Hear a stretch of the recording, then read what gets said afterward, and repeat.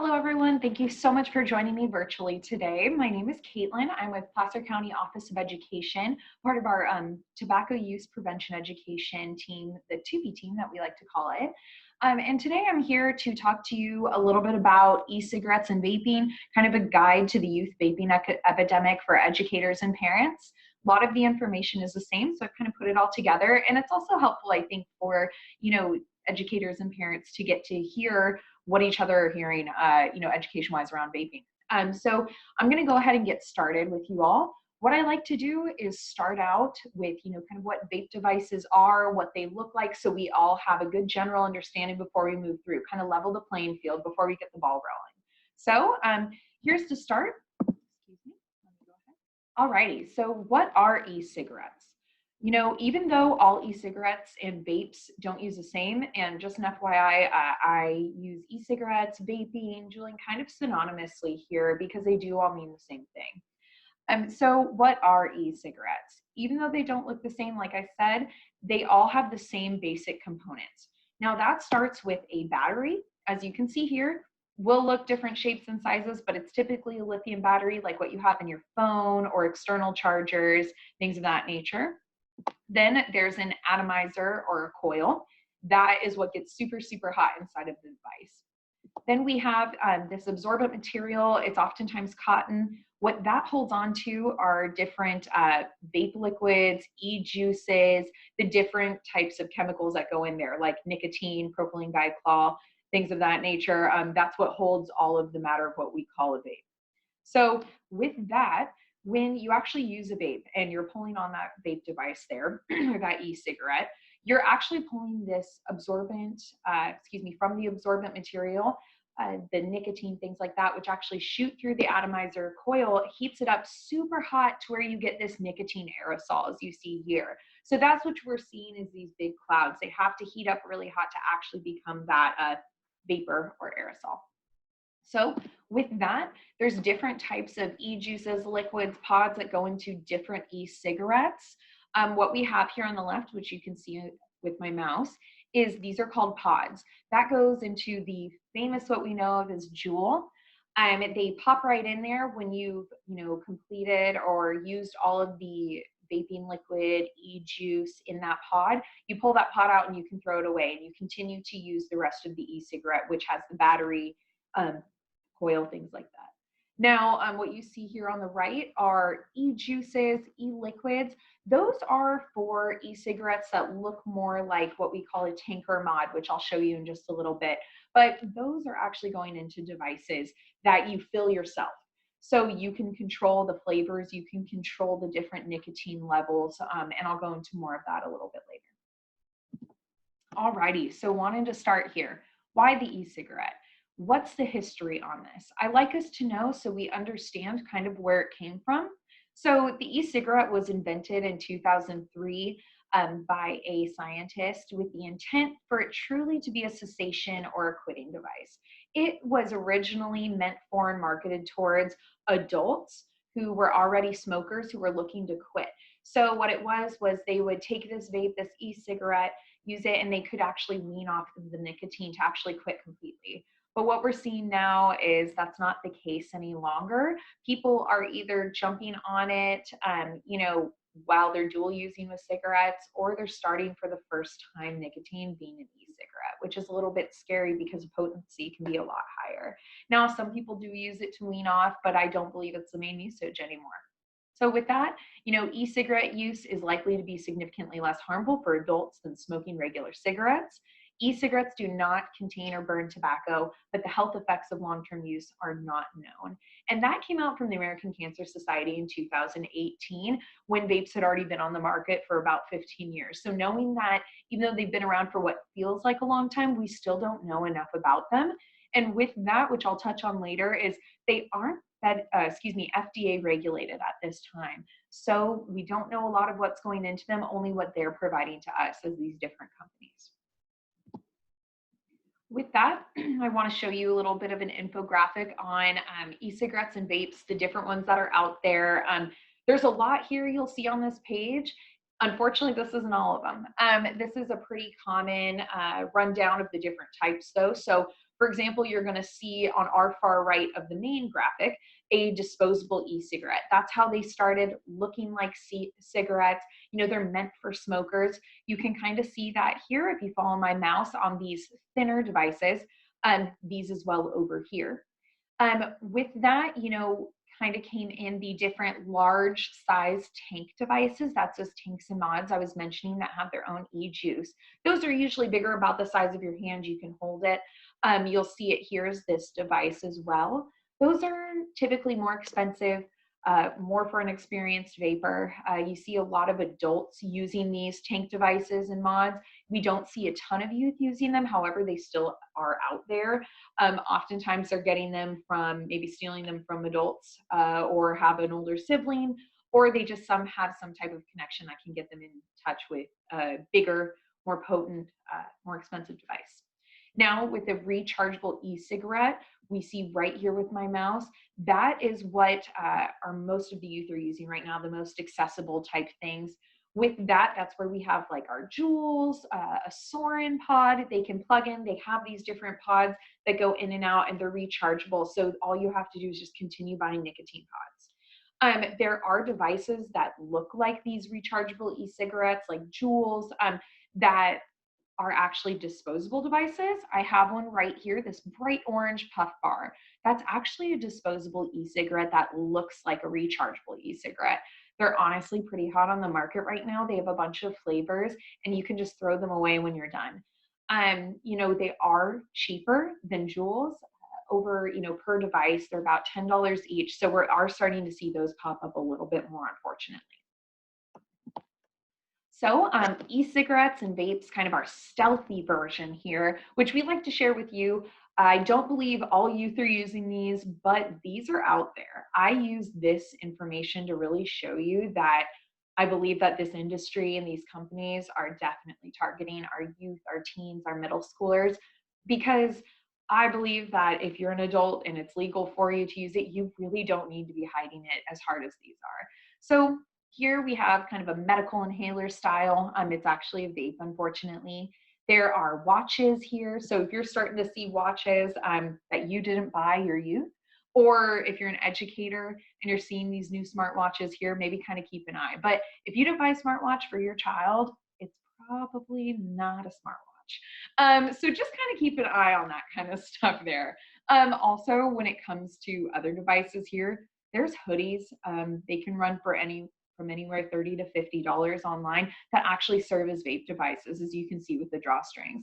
There's also backpacks that have vapes and phone cases. So I'm not saying that if your student, your child has a new one of these devices, that's for sure a vape, but just keep an eye out because they're getting sneakier on these companies and they're providing them to our youth and they have accessibility. Half of these sites, you only have to click that you're 21 years old to receive. So down here, a big one is this key fob looking vape. If I didn't know it was a vape, I would honestly think it's a key fob as well. So just kind of keeping an eye out there, just knowing that they can kind of look like anything. Pretty important when you're seeing new devices around. With that, I like to talk a little bit here of what to watch for. So this can also be for educators and parents alike. You know, sweet or interesting scents and fun flavors.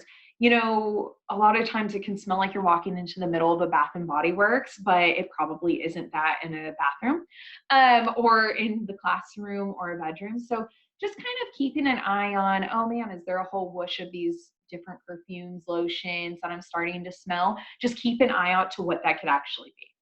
At home in the classroom as well, unfamiliar USB drives, battery chargers, you know, spare parts for electronics. You know, if you don't recognize it, maybe take a deeper look or kind of see what it is. Yes, USBs can come in all different shapes and sizes, but a lot of these devices look just like them. So just kind of keeping an eye out for these different spare parts, kind of maybe tune in a little bit more. Now, when it comes to mood, you know, obviously teens are going through developmental changes right now, so their mood can change, but just keeping an eye out for, you know, if there are stronger signs of irritability, restlessness, sleeplessness, this could be, you know, due to vaping or a lack of getting a hold of a device. So say you're on a long weekend and all of a sudden your child is super restless or super irritable. You never know, they may be away from their vape. Like I said, it's not all of them out there, but just keep an eye out with all of these pieces together can kind of be an indicator of vaping or different vape devices. Like I mentioned before, sneaky devices like these watches or inhalers, but also knowing that youth are really smart. And there's a lot of different ways to kind of hide these different devices. I've seen them in books, hollowed out books. So maybe they're not reading. They probably are, but maybe they're not. And then, I've seen them hollow out magic markers, pens, Sharpies, different things like that. So just really keep an eye on these different devices in your home if you're starting to see all these new things popping up, especially over the summer when school's out. With that, a little more to watch for. This is really for educators here on this point. So in school or class, if you have a student who's going to the bathroom at the same time each day or going to the bathroom every class or multiple times in your class period, just keeping an eye on maybe what that behavior is. Because a lot of students, and I've heard this just straight from students themselves as well, is that they will coordinate times together to use vapes in the bathrooms, use vapes into different areas, but all come together. Oftentimes these students are sharing one vape device, so they're passing them around, which is a little bit scary health-wise, but also, they're meeting up to vape together because it is a social act. Also within classes, kind of keep your eye out if a student has their sweatshirt around their face a lot, t-shirt around their face, they could be breathing into their sleeves or hoodie to hide these vapors. There's a thing that we've learned about called stealth vaping, to where they're learning how to take smaller hits to where when they exhale, it's less vapor out in the world. So it's a lot easier to conceal within clothing. So just kind of keeping an eye out if you're seeing that happening. Like I said, it's not necessarily one of these behaviors only, but looking at all these behaviors together. Like I said, with at home, the different devices and irritability, things of that nature. So here, just to get a little bit more into it, an aerosol versus a water vapor. So this is me coming to you to let you know that within vapes, it's not vapor, it's aerosols. So let me tell you a little bit about what they are. A vapor we'll start with is, visible exhalation such as steam or fog. Water vapor disappears completely when cooled. So that's what you're seeing when you're boiling a big pot of water for your pasta. And then as soon as that you don't see it anymore, it's kind of dispersed and disappeared. On the flip side, unfortunately, aerosols, which are what is exhaled and breathed in for vapes, they are a mixture of liquid particles suspended in a gas. So instead of just mixing with the air like a pure gas, aerosols leave drops behind. So when you're inhaling that or you're exhaling that, you're leaving droplets either in the air around you or within your lungs. And that's what causes a lot of health issues, because these chemicals are staying behind and they're doing this coating of the lungs here because they're not going out. Even when you exhale and you see that vapor, it's just the aerosol. What I like to say to youth is, think about a Febreze can. When you're spraying your Febreze, you want it to last a really long time. You want it to smell good. Febreze is an aerosol. So think about that in your lungs. It's sticking behind even though you can't see it any longer. Just kind of to put into perspective about how this seemingly harmless water vapor, which it isn't, can actually leave behind. Now, what's in e-cigarettes and vapes? So this is another slide that I show to youth. I like to show it to educators, parents. I like to actually share a lot of my slides across the board so you know what your youth are seeing, and so you can have a good conversation and have the same information. So I know that this slide seems really overwhelming. It is. But unfortunately, this is only a handful of the different chemicals that are in these e-cigarettes and vapes. Now, with that being said, there are upwards of about 4,000 chemicals in e-cigarettes and vapes that we know of. Right now, they don't have to share everything, so we're just kind of going and hoping that all these companies are being honest with us. Break it down, make it a little bit easier. I show this to youth here. Here's some of the main chemicals that we're seeing in here and what they're found in, to put in perspective of the everyday products, chemicals that we're using, and how a lot of these things have the same chemicals that we're putting into our bodies if we're vaping. So for example, I'll just list one off here, arsenic. That's also used in rat poison, safe for rat poison for us, but not necessarily safe to put in our bodies.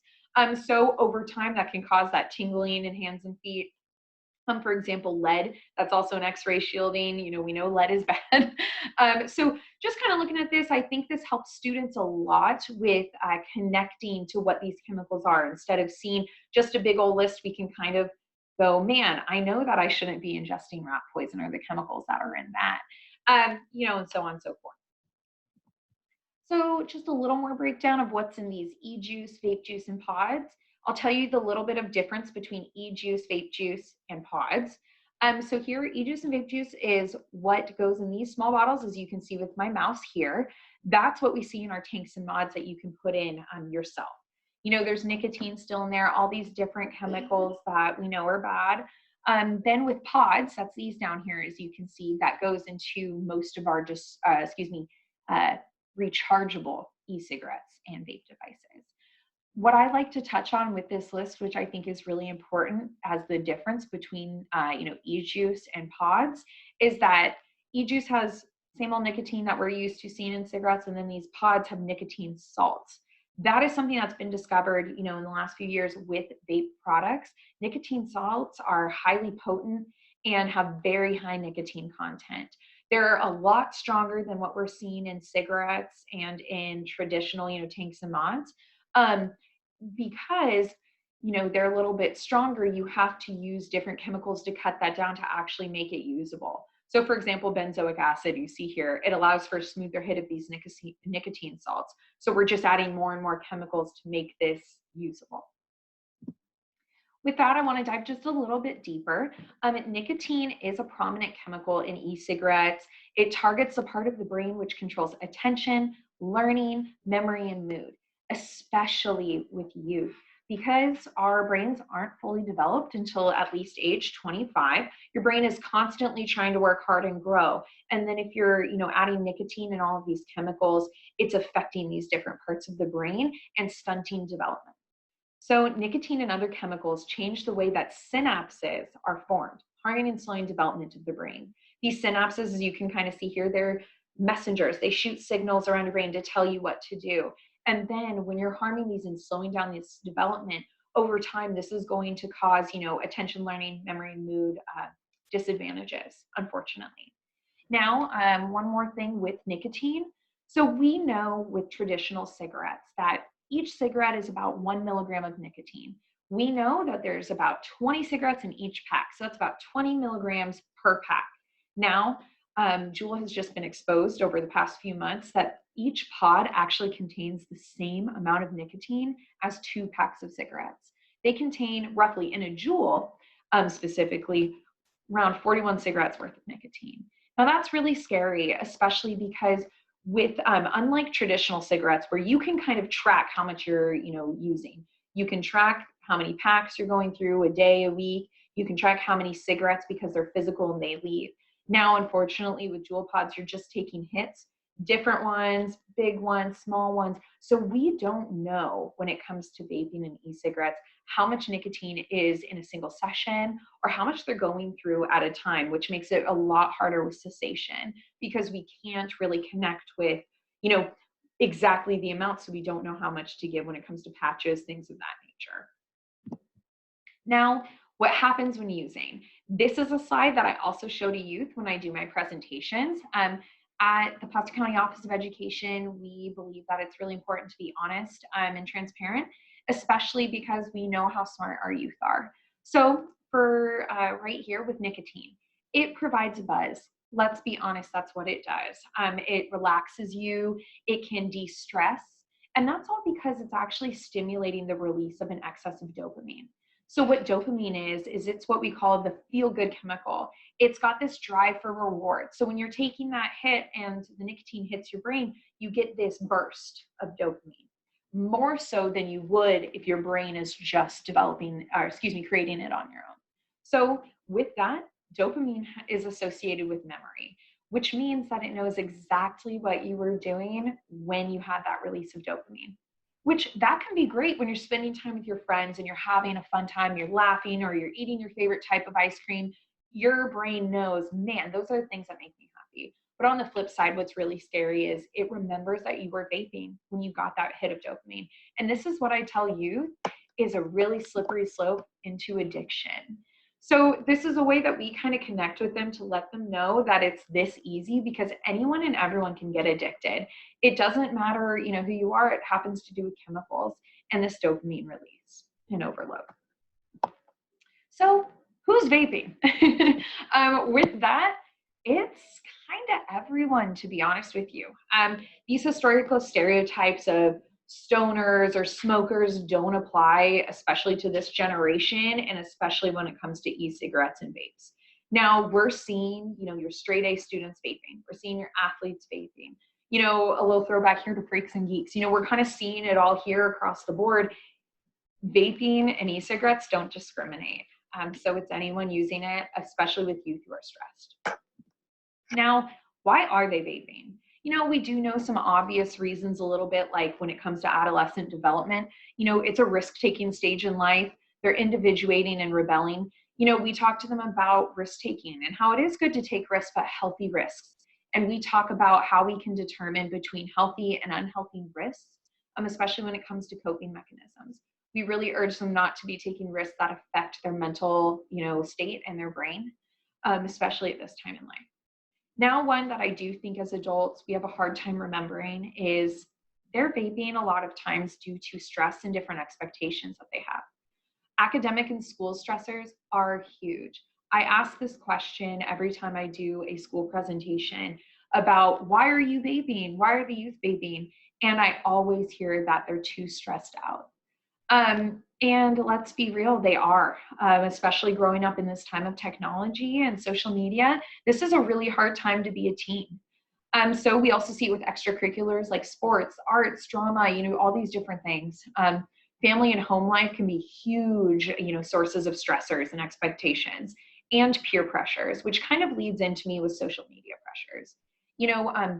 All of these youth are seeing either their peers, their favorite celebrities, influential people out there on Instagram, TikTok, Snapchat, all these different sites. They're seeing people vape and seeing it as this positive, fun experience that's helping them.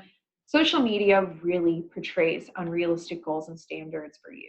And that's something that I try to connect with them and talk to them a lot about here and ask them, you're never seeing anyone's bad days. So you're going to see all of this promoted as something positive. So that's something that I think is really important as adults for us to keep in mind, especially when we're talking to our youth about vaping, that they're smart and they're just sometimes looking for a coping mechanism. Now, I know this is a little bit wordy here on this slide, but I think it's really important to share with you. So this information and these quotes that I have actually came from the New Yorker and came from, interviews with youth. So first, juuling and scrolling through Instagram offer strikingly similar forms of contemporary pleasure. Both provide stimulus when you're tired and fidgety, and both tend to become mindless tics that fit neatly into rapidly diminishing amounts of free time. You can take about 2 Juul hits and double tap a bunch of pics in about 10 seconds. You need an inefficient 5 minutes to burn a paper tube of tar and leaves into ash. So this is a really big statement on this generation is super big on instant gratification or instant satisfaction. This is a way of getting this dopamine hit, this de-stressing super, super fast. I'm on a lot of, I'm on Instagram and things like that. And I'll be honest, I'm even really into the instant gratification of hitting a double tap and it being super quick. So that's another hard thing when it comes to trying to figure out how much our youth are vaping, because it's this easy for them to vape and it's mindless. The next one here says, you're expected to juul, but you're expected to not depend on it. If you're cool, then you juul with other people and you post about it so everyone will see you're social and ironic and funny. But if you're addicted, you go off by yourself and juul because you need it and everyone knows it. So another statement on these expectations of youth right now to be cool and to fit in and, find their group. But when it comes to addiction and cessation, they're not talking about it. And maybe they don't have the supports or the confidence to reach out for them. So knowing that, this is a big piece, we're seeing a lot of youth that this, we're a few years into this epidemic, we're seeing a lot of youth coming to us and saying, hey, I can't stop. I've had youth come to me and say, I didn't know I was addicted until I got through the weekend without my vape. So it's pretty scary there, because a lot of, youth start vaping and don't think that they can get addicted. They think they're invincible, or they just genuinely do not know that they can be. Now, what do youth know about vaping? I think that there's a common misconception that they know exactly what they're doing to their bodies, but I don't think they do, and I know they don't. A lot of youth don't know the truth. Many of them believe that they're just inhaling water vapor and harmless, yummy flavors, and that's at the fault of media and marketing. They're not telling them what's in these products. They're called a vape, I think, to pull you away from the fact that it's an aerosol and chemicals, because vapor, we think about water.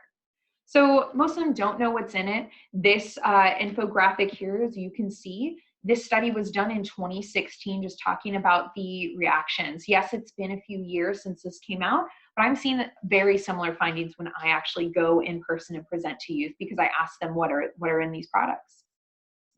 So what are they seeing in media? We talked a little bit about it. I think it's important for you all to see the different marketing that's being pushed towards them and seeing how easy it is to get the wrong idea of these products. So these are some ads for Juul and some vaping, liquids. Juul portrays these young looking, maybe they're not teens, but young looking people having fun, having a great time with friends, just promoting the idea that this is a happy, fun thing to do and it'll make you feel better. Also, a big one that I pull out here is I truly don't think anyone's mom needs a bubblegum flavored vape. So I think it's pretty obvious to see who we're marketing to and to see that these flavors are made with a big intent to grow this market early.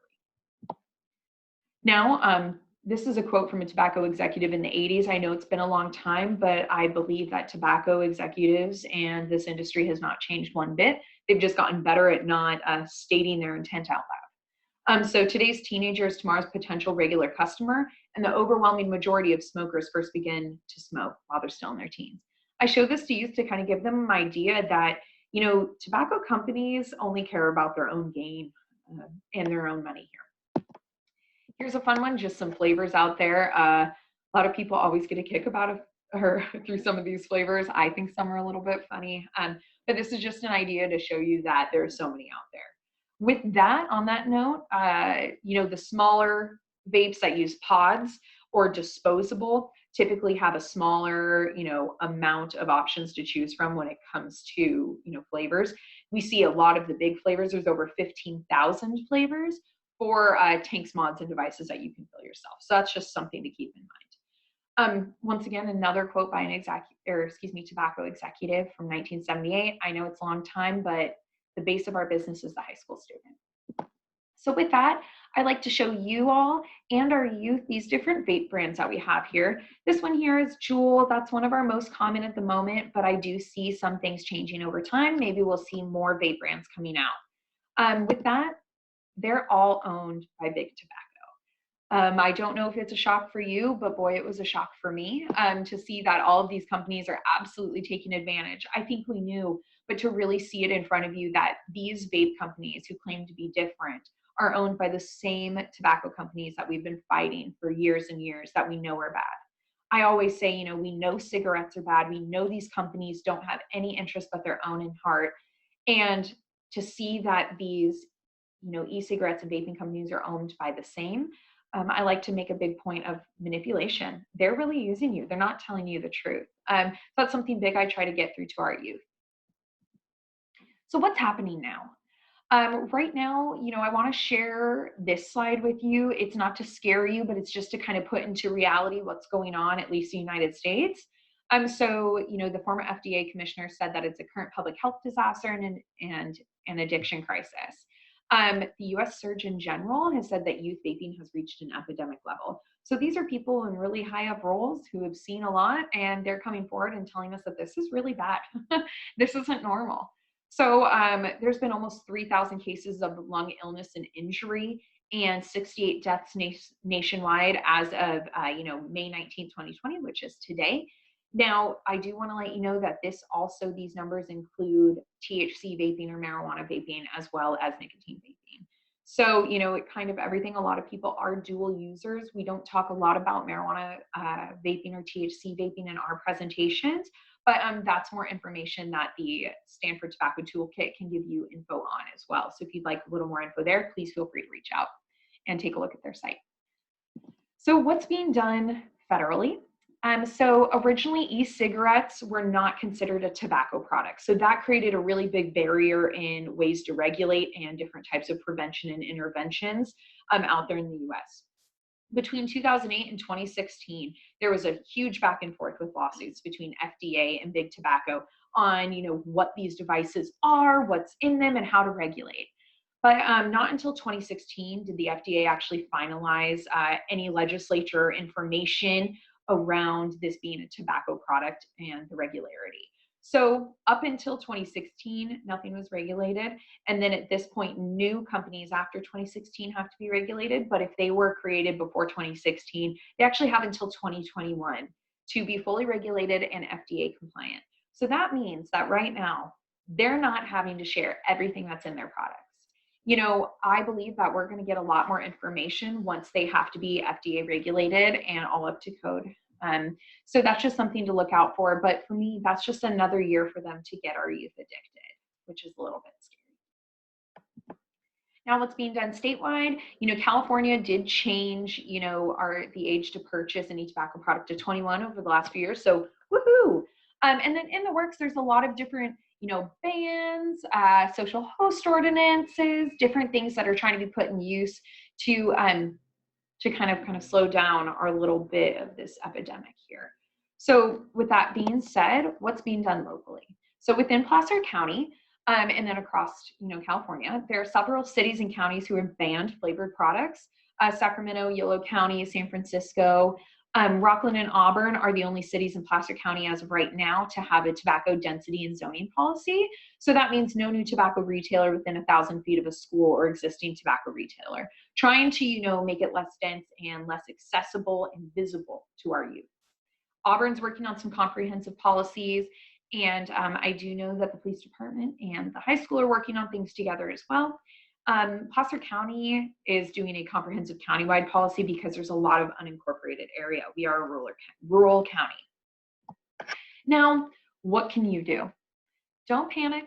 I know I say that after telling you all of this information, but really, in reality, most of your kids, our kids, aren't vaping right now. What we can do, though, is educate.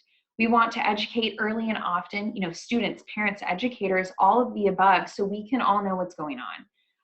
How young is too young to start prevention? I don't think that there is a too young here. Obviously, using your best judgment, but we're actually giving presentations to as young as 5th and 6th graders just to give them information because this is a big topic and it's something so prevalent in schools right now that we want to try to get ahead of the curve if we can. Remember balance. This is not an us versus them. Our youth are victims of the tobacco industry and all of their advertising and marketing to them.